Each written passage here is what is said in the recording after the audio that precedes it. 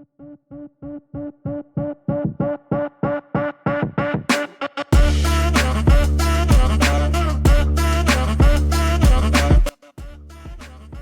is episode 17 of the Hybrid Coaching Podcast. In this podcast, JK and I talk a little back and forth about our own fitness and our own training we've been doing, as well as we get a little lesson in what concrete versus cement is, until we get to our listener-submitted question about when is it appropriate to run on the treadmill versus outside versus on a self-propelled runner. Let's jump in. Let's make hybrid fitness work for you. Signal to future Anthony that we are starting the podcast. Cut it here. What's up, JK? This is going to be episode 17. We were just talking a little bit beforehand, but we were talking about your running. So the last 4 weeks you had mentioned what the total volume. What's the total volume you've done the last 4 weeks? Total mileage. You know what? I'm sorry to say this. I posted something on my Instagram about this question, guys, and just wanted to get some feedback on how other people run per week. I didn't even do it myself, but I'm just going to quickly do it now. If I look back. So not including this week, I pulled up my Strava, and so the last 4 weeks I have ran 168.9 miles, which is all you guys in non-freedom units, 271.8 kilometers. I think you've got me, mate. No way.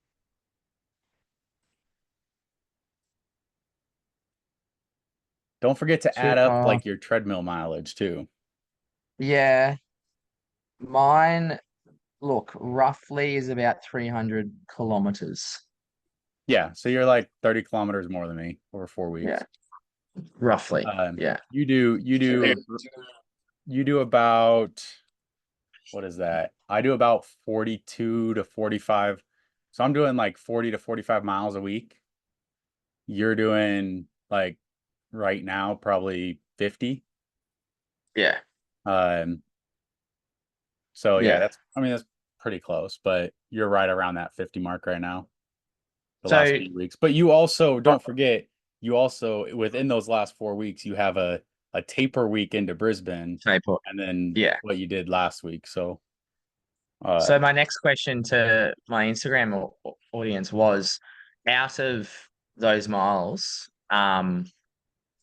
what was the percentage of fast running? I just called it fast running, any intervals, track workouts versus slow running. Did you kind of calculate your percentage?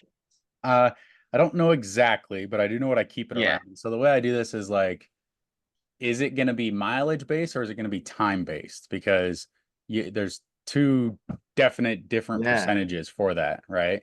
Because I run a heck of a lot slower on my easy miles than I do on my harder miles.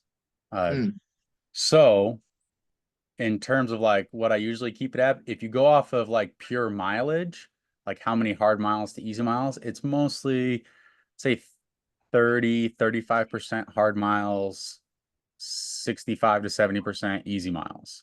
If you go off time-based, that's much more, like 15% of the time is in the harder miles and like 85% or more of the time is in the easy miles. In the easy miles, And as far as like what you count as hard miles versus easy miles, all those warm-up mileage, cool down mileage, or warm down, whatever you say it as, all those float miles, if you're doing them in between your intervals and stuff, those are what I'm considering easy. And only the hard miles are the ones that you run actually hard. So like you're on intervals during your threshold runs, or if you're doing like a fartlek, then it would only be your fast mileage from there. So hard versus slow. And I mean, it's, there is that like gray zone in between, but it's basically which polar side are you looking at? Which side Yeah. are you measuring to? Yeah. And I think that stems on, or sorry, that brings us to the topic of the podcast today. I mean, it brings We us, got a question during the week, didn't we?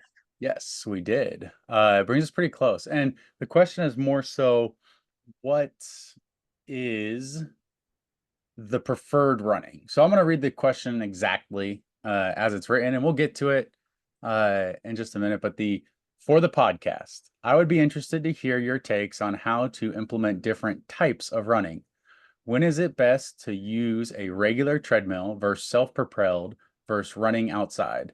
Are there certain sessions you think one type is better than the other? For example, threshold on treadmill and long runs outdoors. Should more high rock specific work utilize a certain type? So, I Mm. mean, that's a loaded question. There's a lot to do there. And I can tell you beforehand, uh, everything that I'm going to comment about that is just going to be my opinion and not necessarily fact based or not, sorry, not fact based. I'm not going to have like a science behind it right now. Yeah, yeah, And it's mostly just because what treadmill are you talking about? Everybody has a different treadmill, it seems like. So, what treadmill, what type, what kind of things can you do on your treadmill? It all matters. How cushioned is your treadmill? Like, does it absorb the impact or is it just like a flat board and it'd be like running on concrete? So, we'll get to all that. JK, I did want to ask you, your training's been a little bit different since Brisbane. We're going to prepare for Amsterdam beginning next week, but a little bit different. So you did a pretty fun workout yesterday. You're going to have a video about it, I heard, but yep. uh, I did. you did the workout, Um, Linda, or 3 bars of death. Linda, yeah. I was 3 bars of death, or obviously CrossFit terms Linda. Um, 10 down for 4 time, 10 reps down to one. Barbell deadlift at 1.5 kilograms of your body weight. Barbell bench press at your body weight in kilograms, and barbell squat clean at 0.75 of your body weight. Mate, I actually really enjoyed it. I thought, I'll be honest with you, I didn't full, let's just call it, I didn't full send it. Um, just because I felt as if I wanted to make sure that I wasn't um finishing the week off too sore and strenuous. I wanted to make sure that I can train well today and then on Saturday. But I enjoyed it. I actually really enjoyed it. It felt like, and I said this in the video that will come out. I think it's, you might know exactly, Anthony. As soon as you finish the eighth round, I think you're over halfway. Is Yeah, that so it's what like, is that? yeah, it's 55 reps of each movement. So when you finish the eighth round, you're sitting at 27 of each. So basically 3 reps So into yeah, that movement is so yeah. yeah. So I kind of told myself that, like, as soon as you get past the eight, like, it's all downhill from there. So it was more about holding on, and I ended up doing it in just under 19 minutes. Which I don't know how that fares with good CrossFit times, but have you done it before yourself, Anthony? Yeah, while you were talking, I was just about to look it up because I think Yeah. I know I have. The hardest part though about this workout is that it's 3 different barbells at 3 different weights. And so I done it before, but I think I've also done it like so many variations. I don't have it posted. I did not post it. As Uh in like dumbbells or yeah, so usually I know I've done it before with dumbbells and kettlebells and a barbell. So a single barbell. So I think it was kettlebell deadlifts. Like um, we had 124-pound kettlebells and I did one kettlebell in each hand deadlift. And then I would do dumbbell bench press, and I believe I used 75 or 80-pound dumbbells in each hand for the dumbbell bench press, and then would do the squat cleans with the bar. at 145, 150, or something like that for me. But Yeah. yeah, I've done it that way before. Uh, I know I've done it several different ways before, actually. And that one, I know I've done it before, though. I know I have. I just don't have it recorded, apparently, which is very rare. I have almost 7,000 workouts recorded on my thing Was here. that more taxing? Like, do you remember that being more taxing using different modality, like different Implement. um yeah, implements? So yes and no. The hardest part of that workout for me is the deadlifts. Um, I'm always pretty careful with my back, so I think when I've done it before, I've been like 205. I know I've done it when I've been heavier at like 220, and so my deadlift is like 315. Yeah. When I'm supposed to do it, and it just gets pretty tough. If I were to do it right now, I would probably do, let's see, it'd be 295 on the deadlift, 195 on the bench press, and what is that, 145 on the clean, On the on the Yeah. squat clean. Uh, which if I did that, I am almost certain I'd go unbroken the whole time, Would versus what you? I've done before. Yeah. Right. See, I was not able to do unbroken deadlifts or bench. Yeah. What was the Um, hardest piece for you? You know, maybe it could be beneficial, smart of you to do singles on the deadlifts, or just like break up the deadlift anyway. yeah. Keep moving, The but deadlifts were the hardest. I like for me, I ended up breaking up like pretty early. Um, I remember doing threes most of the time, sets of threes. Yeah. So bench was actually not as bad as I thought. I thought the bench was going to be tough, but it's a great workout, isn't it? Like um I'd personally just let you know, coach. I'd love to do it with different implements at some point. I do like it. Except yeah, It's a good one to switch around. If you're trying to go fast, there are like techniques for it. But again, it's a very CrossFit movement. It's not something we're going to CrossFit workout. It's not something we are going to use or need um a lot of, right? Like no, you're not going to encounter it. It's a good workout to do, fun, but not primary. yeah, yeah. Power to weight ratio, right? Like it's all about your own Yep. ability to, yeah.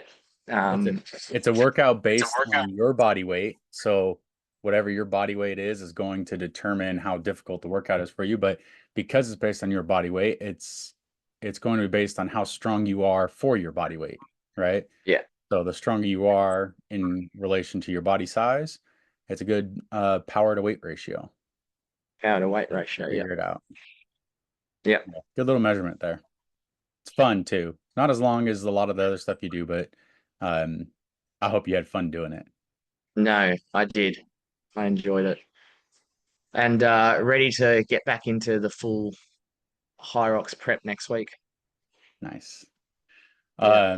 So you did that, and then just 2 days ago, I'm going to toot my own horn here for a second because I just wrote a bunch of stuff down on a whiteboard, and I sent a picture to you because you texted me right as I was starting. I was like, "Look, I'm about to do these workouts," and you messaged me back, "Hey, let me know what you get on the 1 rep max pull up," because I just written on the whiteboard. It wasn't something I had actually planned on doing, but I always write down like 6 things, and I'd like to check Try off to, as yeah, many as yeah. possible. And so I did it, and I did my first 2 workouts, and then I was like, I was done. I was gonna stop, and then I was like, JK told me to text him this, so I'm gonna make sure I do this piece. and I went and did. Boom. I just spent 10 minutes trying to build up to a 1 rep max pull up. Wasn't really paying attention to the weights I'd had on, and then all of a sudden I was doing 90 pounds on my pull up, which I think is my old PR. And I was like, how am I doing this? Like, because it's not like I've been actually focusing on um, weighted pull ups. But then I hit 100.5 pounds. And then I added five more and I did 105.5 pounds. Now I couldn't tell because I like closed my eyes as I went to go pull up. Uh, but I was videoing. I couldn't tell if I actually broke the plane on the 105, but I definitely did on the 100. So I think the 105, if you look at the shadows, it almost crosses, or like the shadows touch, which means light from above means the chin was like at least level with the bar. Yeah. But I was pretty happy Uh, with that. I didn't know if I I'd ever get a 100-pound pull up. And I weighed yeah, myself that night. I was like 190, 196, 196 and a half. So 105-pound pull up on top of 196. I was doing over a 300-pound pull up. yeah. So and not that I was surprised, but I was surprised a little bit, just mainly because of what you just said. Like I'm assuming, like obviously knowing how you train as well, like you haven't been focusing on any, like like proper posterior strength pieces. Like I'm assuming you do posterior strength, but yeah, it's crazy. Like, and then I thought to myself, all right, what do you think I would do? And I just don't think I'd be anywhere near that. Obviously, due to the fact that I don't train that, but 105. I saw the video, mate. I would have counted that rep. I would have counted that rep. That's So 50 kilos, isn't it? Just shy of 100, 50 kilos. yeah, it's shy of 50. 105 is going to be almost 48 kilos. Yeah, yeah. So, It's impressive. Very impressive. 105.5 pounds is 47.9 kilos. But yeah, Yeah, no, I think it was actually that we do pull-ups every week. We do a lot of strict pull-ups every week, right? Like, a lot of pull-ups. Yeah, and so yeah, I do I do my strict pull-ups. Like I wasn't exactly focusing on them, but I think that mixed with the bench press that I've been doing and stuff, like just was ready. Plus, like some skier would put it in there, and we do like bent over rows a lot. So I just think that whole accumulation, plus the extra core work I've been doing, because sometimes I'll write down core work for you, and I'll be like, you know what, I want to do that too, and so I'll add it to the end of different oh, days. Uh, yeah, cool. Yeah, so I just but think that all how together. this but like question, right? How if we do heaps, like as you just said, heaps of strict pull-ups, obviously everything else, like even like the ski erg and bent over rows and stuff. How, like, yes, that is training those body parts to do a really heavy, strict pull-up, but you haven't done I'm assuming you haven't done a weighted strict pull-up in X amount of time. Like, how is all the strict pull-ups just body weight actually helping that, right? Like, because of the extra load, like, or the lack of extra load doing those strict Yeah. pull-ups every week. I So don't know. I'm just kind of you have to think about blabbing like on you there, but have to build all the support structure around you, right? So every piece of support you're talking about is your everything in that shoulder girdle, your core, your upper back, everything. Like you build it all out. It's not like we haven't added any load, any weight, but you also load your body with weight in different ways, right? So I can load my body a heck of a lot heavier than in a pull-up, like with my deadlift and my squat. Uh, I load my body way yeah, heavier than I ever do in a pull up. And so that weight, just when it is attached to your body that way, it's it is less um it feels a little lighter, right? Like I actually walked into there and I didn't know what I was gonna do for a pull up. Um, but I've attached the 24 kilo kettlebell, 53 pounds. and did a pull up, and I was like, I knocked out like 3 of them. I was like, oh, this feels pretty good today. Um, and it's just because, I hadn't used that support structure. But yeah, you load your body up in a bunch of Yeah. different ways. Yeah. All of it contributes. Plus, we've gone through the motion, that movement pattern of strict pull-ups over and over. It's like I All the I mean, time. it's not exactly the same, but it's like asking the question. I don't know if you watched anything with Jacob Ingebrigtsen, but he's the guy that runs double threshold and is super fast. He just broke the 3 kilometer world record, and they asked him like Yeah. about some of his stuff, and he said something along the lines of, I don't know, I've never ran that fast in training. I didn't know what I was capable of doing. So it's like, just because we never load ourselves that way, just like with the threshold running, right? Because that's what he does. He does threshold running. He never gets to that speed, and then he tests himself on the race. Like that's why we Oh, we don't do a bunch of testing like ever. And no. so when you have your race as your test, you know how fit you are and what you're capable of, but you can even surprise yourself, because just because you never touch that speed in practice. And I know I just went and Because yeah, 1 rep max because I wanted to, but I don't have anything on the horizon that it's going to affect. So I tell you what, I did get very sore yesterday, like all through my upper back from the I could tell it was from like the afterwards. tension that I had of holding the weight and trying to pull myself up. Yeah, yeah, I bet. Yeah, yeah, yeah. No, that's an interesting topic. I saw his interview about him, like about when he stated that, and it reminded me of our training because of thresholds and whatnot. And you're right, like just because if you're doing the program, if you're doing your training accordingly, like like correct or somewhat in a uh if you're training well, let's just put it that way. Um,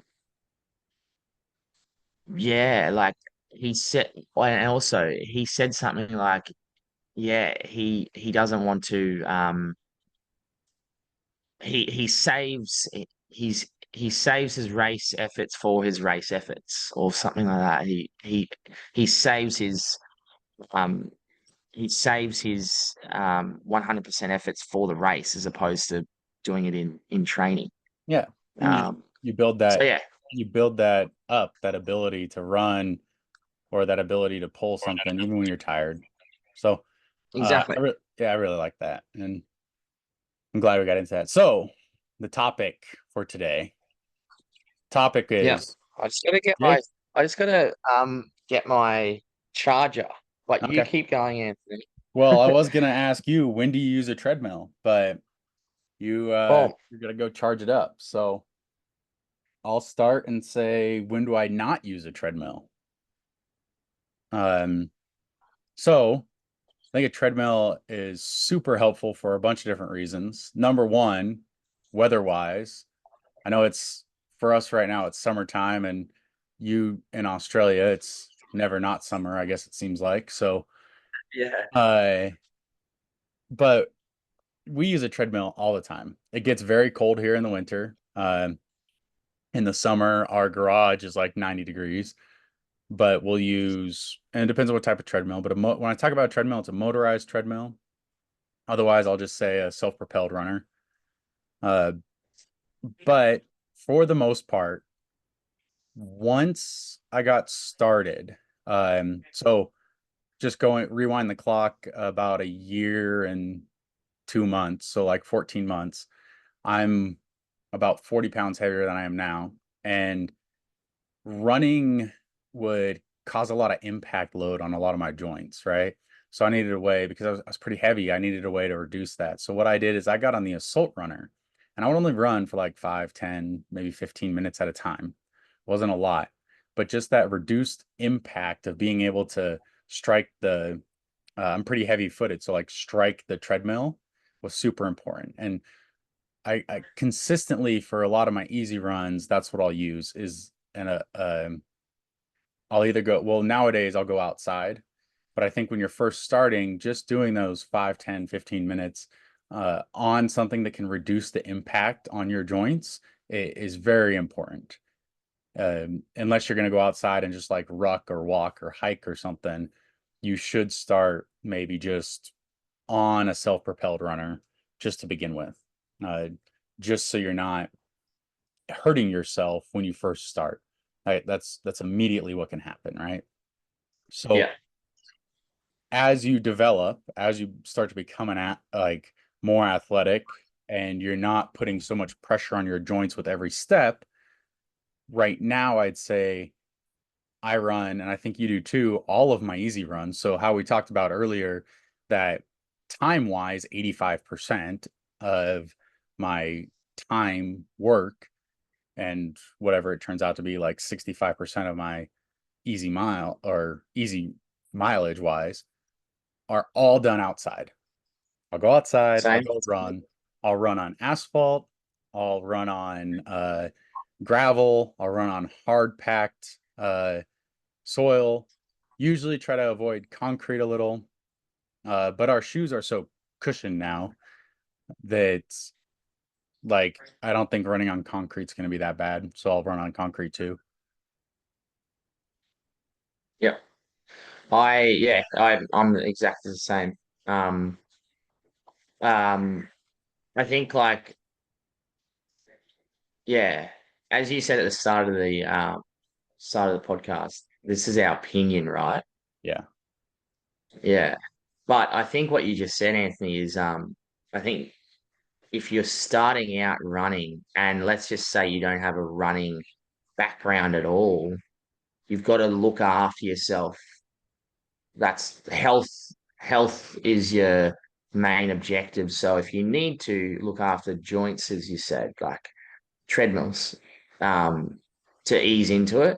Um, but you're right, like from my end, all slow running, all mileage that I do that is not thresholds. I tend to run outside as well. I tend to run on bitumen or yeah, like cement actually. And the only reason why I've been able to do that though, and being able to be injury free, touch wood, is because I've been running for all my life though. yeah, Right. So it just comes back to that. yep. Um, And for all you American listeners that might not know what he just said there, bitumen which is asphalt. It's a binder in asphalt. And also, before anybody corrects that, because I am a civil engineer. I know JK said cement and he meant concrete, but that's okay. We're gonna keep going. isn't it the same concrete? No, Concrete concrete is and the cement are different. conglomeration.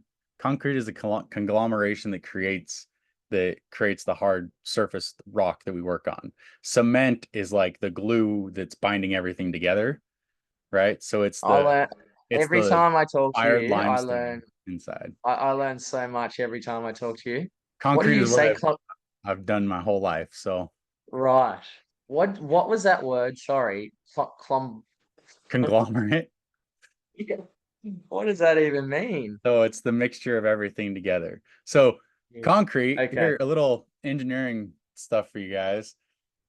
Concrete is usually made up of a couple different things. It's aggregate. So you got like your 3/4 inch rock, you got your filler sand, your fine sand, your rough sand, um, and you have your cement, right? You can also have other fillers or additives in there as well. But the cement is the binder. So it's the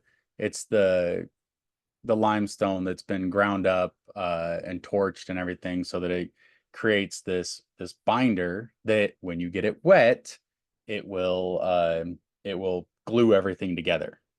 Uh, Right. some of the things that matter are like the amount of cement in your mixture to the amount of water is called the water cement ratio.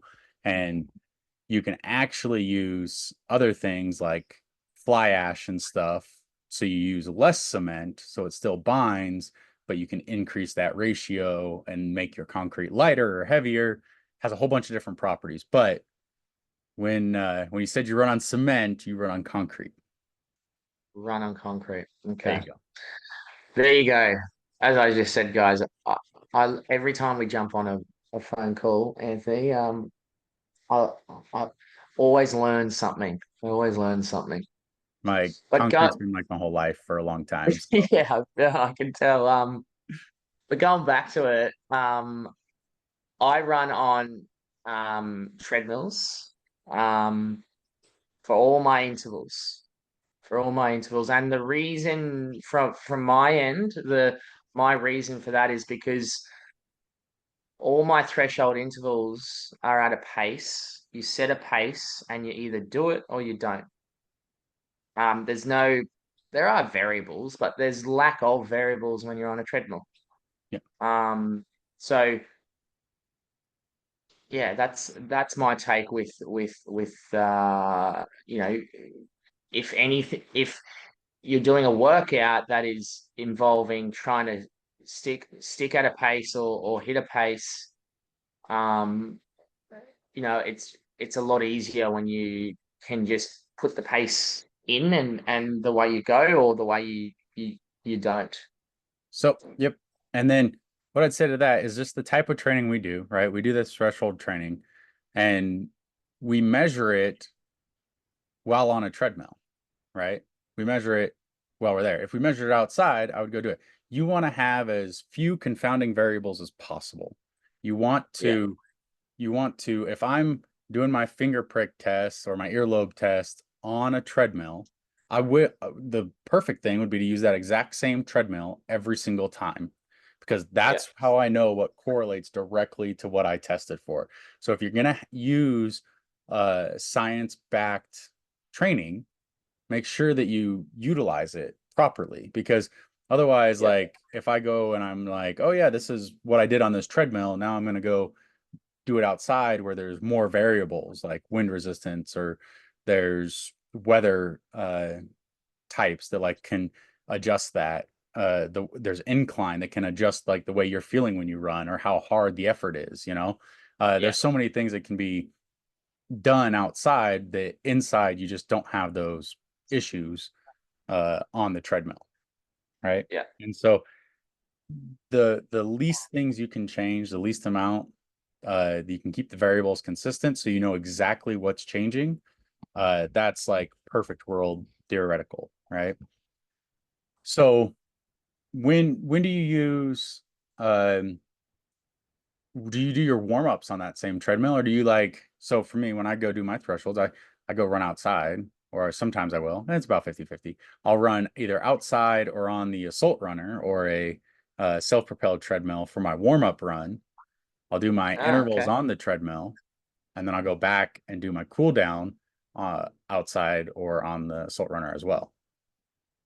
Yeah, right. I always stick to a treadmill for the warm up and cool down as well.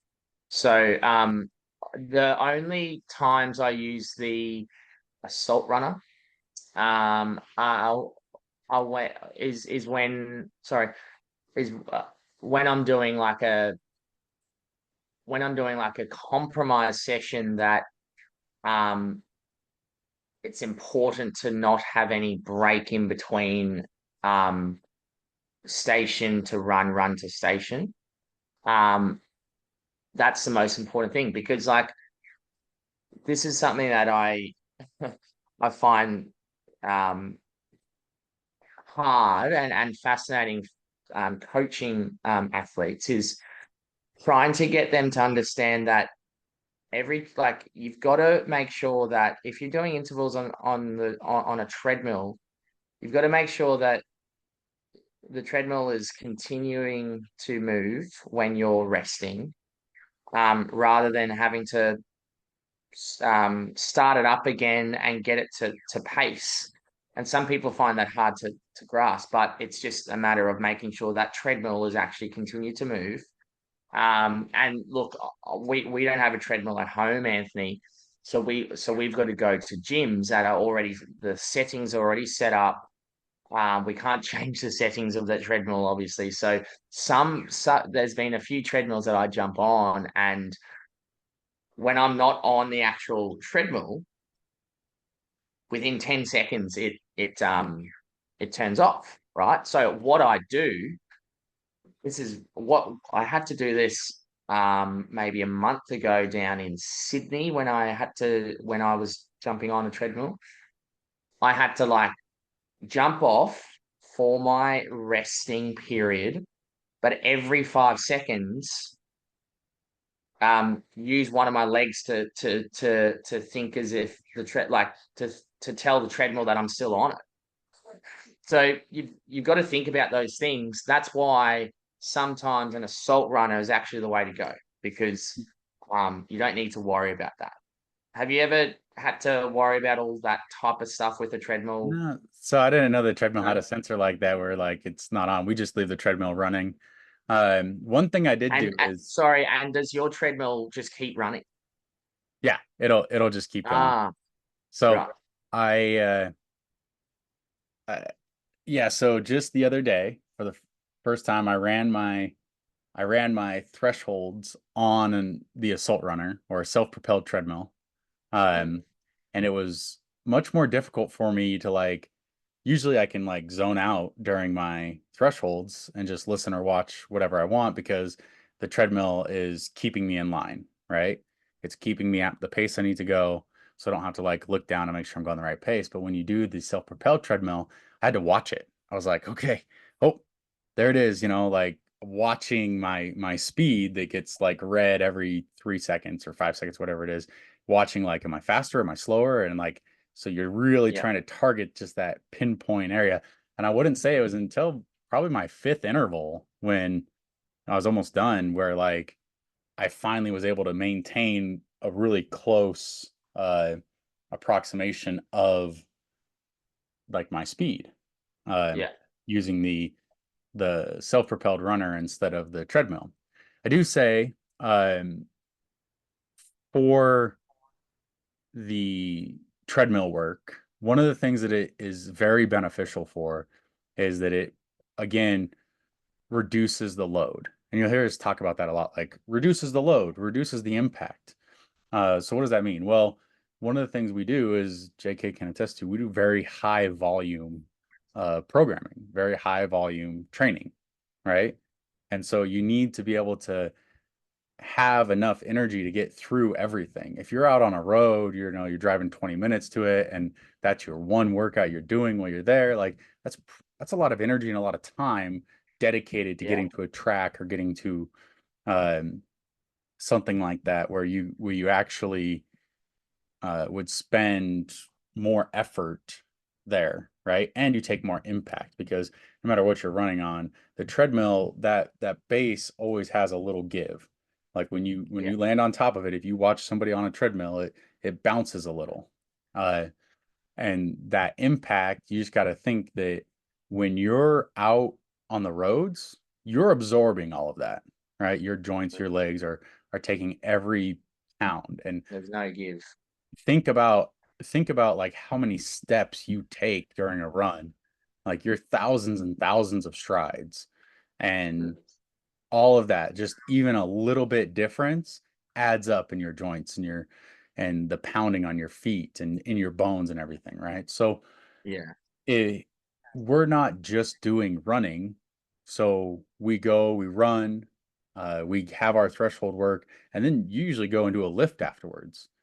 mm, You do more stuff. If you were beat up from your runs, you wouldn't be able to do as much. yeah, agreed. Yeah. I think if you're been running or been training for a while, I think like to sum it up, I think getting um access and doing some running on all three, meaning um treadmill, um assault runner. I'm gonna call them treadmill, assault runner, and then outside. Like is really important because like more so because we want to try to like be as strong as possible at any given moment. And even when I use the word strong, like yeah, like for running, you need to be strong in and around, your feet and your calf muscles and your joints. So the best thing to do is to try to um try to run on all three implements, let's just Yeah. call it, like, because you know, if you want to end up doing a workout that is on a treadmill, and you don't do a lot of treadmill running, well, it's probably going to impact you, or more so probably if you don't do a lot of outdoor running and you go out and want to do a 10K fun run, it might impact you. So Yeah. you want to make sure you are getting the best of both worlds, or the best of the three worlds. Yeah. And the other thing about that is like, so a motorized treadmill can help you get your cadence down, your stride down pretty well because it's taking care of a lot of like not the work, but it's taking care of like the speed that you're running at. So you can kind of get used to, oh, this is what it feels like to run this fast, right? Yeah, Because you know what your stride needs to be, you know what your cadence and your stride together needs to be in order to hit that speed. And then yeah, when you get on a self-propelled treadmill, you dial it in a little bit. You can watch the speed and you can know exactly like, oh, this is how fast I'm going and this is what it feels like, right? And then you can graduate to the road where you can use your watch, but very few of them will tell you like instantaneous speed of what you're running at. So it's just kind of by feel. You use like every lap on a track or something to actually gauge your actual speed of running. So you won't get it as instantaneous as the treadmills give it to you. Uh, mm, but you absorb more load and it can help you in a race that way. So I think all three, like you said, are very, very useful.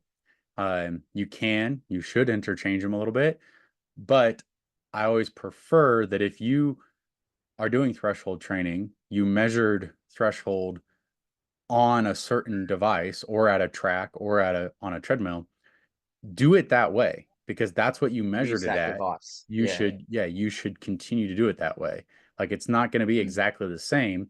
If I go out and measure my running, my threshold running while on a track, right? I'll get one value. And if I try to translate to that treadmill, it could feel drastically different. It could feel like, well, Yeah. this is way easier than the track, or depending on the conditions of the track that day, like you could say, wow, this treadmill feels way harder. Like you never know. So I always like control as many variables as you can. Yeah. Agreed. Yeah. So I do think if you do everything on the treadmill, like we do most of them, then maybe once a month or every other month or something, do it on an assault runner and see if you can dial your speed in. Like you Yeah. said, we don't test a lot, so you're not going to have an opportunity to like sprint that out and test it in a race unless the race comes up. And that's your opportunity to see, oh, here, this is what the speed feels like. Oh yeah, Yeah. I know this feeling really well, right? Yeah. The last part of the question was, should more high rock specific work utilize a certain type, like utilize a certain Mm. treadmill or outdoors or whatever? Um, I find that really dependent. Again, everything depends, but uh, it depends on the person. You know, if you're a really, really dialed in runner and you know, like you can name your pace without looking at a watch and get it down to the second, you're not going to need the treadmill or even outdoor. I don't think it matters where you run at right now. Like you're going to have other things to work on. But if you're um, a strength athlete that's just barely starting running and you have no idea what, you know, a Yeah. 6 minute mile feels like, try to do it on a treadmill. Try to do it on Yeah. an assault runner. Then try to go run it outdoors on a track or something, you know? Um, Yeah. so you get the feel of it first. Yeah. And the only other thing I'd say about that is coming back to that whole treadmill thing. I understand that yours doesn't have not a buffer, doesn't have a what was the word that you used? Where it stops treadmill, Oh yeah, a like a governor. sensor, Yeah. right? If your treadmill has a sensor and it stops, but you're doing a compromise workout, the whole point of a compromise workout is to make sure that there's no gap between station to run or run to station. So make sure that you use either salt runner or running outside, or just Yeah. because It, you'll. Yeah. if you're in the middle of a GPP or something, you shouldn't be sitting there like, okay, I just No, finished correct. all my station work and I'm gonna go to my treadmill and start turning it on and I got to press the buttons till it gets up to speed and like it's a minute Yeah. of rest, right? So Yeah. yeah, you can't be doing And that. the only reason why I bring that up, like again, because I think, sorry, like I know for a fact that some people and fine, like and rightly so, like think that it's okay to actually do like a GPP where you're doing, let's just say like an 800-meter run, or no, let's go a 1,000-meter run into 50-meter sled push, 1,000-meter run, 50-meter sled pull, and they think after their sled pull going back to the run, it's actually okay to have that 30 seconds off or that 40 seconds off. Defeats the whole purpose, right? Yeah. So I just wanted to state that. So Yeah. use the So assault runner or use the outside. use the, I mean, yeah, I mean, a lot of the times in those conditions, we'll definitely use the assault runner or outside. I don't think I really use the motorized treadmill in hardly any, if any, GPP stuff because I want to monitor my own speed. Yeah, And that way I can actually see how impacted I am. Like I go jump on the assault runner and I'm like, hey, look at that. I'm like 2 miles per hour slower than my threshold paces because I can't breathe during this workout right now, you know? Kind of yeah, motivates you to be like, look, I can run my thresholds at this. Maybe I should get back up to that speed. yeah, exactly. Um, Um, all right, you got anything else you want to add to that? Not really, mate. I think we covered it pretty well. Covered it pretty Yeah, well. yeah, I think so. So what are we looking at? We're looking at 1, 2, 3, 4, 5, 6 weeks until Amsterdam. From the time of this Six recording, it's weeks exactly for six you weeks. today. Yeah. Yeah, Oh yeah, you're a let's day go. ahead. It's Friday for you. Very excited. Very excited. Um, 6 weeks. six- We um, got a lot to get done by then. yeah, Season's about to start. It's not far off. yeah. I'm So, excited. When's your next race, Anthony? oh, I do not have anything on the schedule until Las Vegas doubles with you. Las Vegas. Yeah, yeah. I might look for something. That's what is that? Yeah, 5 months away. So I might look for something in between there. Maybe something in November, October, November, December time, just to have like some mini goals. I told myself I was gonna go try to run a sub 5 minute mile. Started having a hip issue though with Mm. on the speed. That's why, like I tell you, man, we don't need to add speed to anything. Just stick with your thresholds. Just Stick with your causes injury. threshold too. Yeah. Yeah, Um, but I'll get back on it and see if I can end up getting to that sub 5 soon. yeah.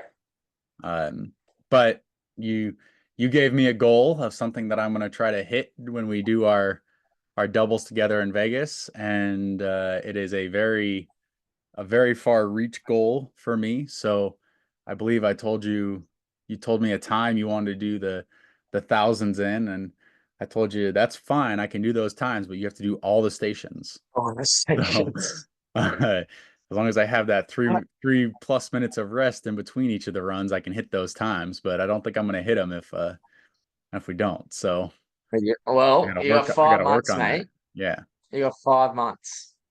5 months to get that speed up, we'll do it. get that threshold down, get that threshold down. Cool. I'm excited for that actually.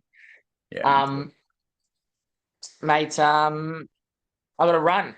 All right. So thanks for jumping on, guys. And like always, any other questions? I don't know about you, Anthony, but I love these questions. So any other questions or anything you guys would like to hear from us, please send us a message. I'm on Instagram, jk.hybridcoaching, or find us on Fitter. Yeah, we really enjoy those questions, guys. If we get a couple at once, we can do a whole episode on answering questions. We talked about maybe having guests in the future too. So we might have a Yep. guest possibly coming up. And then, yeah, if you want to, please leave us a review on the whatever platform you're listening to. That'll really help spread this so we can talk to more people. And thank you for listening. You can find me at the Hybrid Engine or a Wild Parasini on Instagram, or you can just go to my website, so hybridengine.com. Thanks, Thanks, everyone. mates. Thank you for listening today, everybody. If you would like to be coached by James Kelly, visit him on Instagram at jk.hybridcoaching or look him up on the Fitter app. If you'd like to be coached by me, Anthony Parasini, or my wife, Lauren Weeks, visit The Hybrid Engine on Instagram as at The Hybrid Engine, or you can visit me at A Wild Parasini. You can also visit our website, thehybridengine.com. Additionally, you can find James Kelly as James Kelly and Georgie Vesley on YouTube, or you can find The Hybrid Engine on YouTube, or this podcast is available in video form also on YouTube as The Hybrid Coaching Podcast. Thank you again for listening, and we hope that you'll tune in next week for the next episode of The Hybrid Coaching Podcast.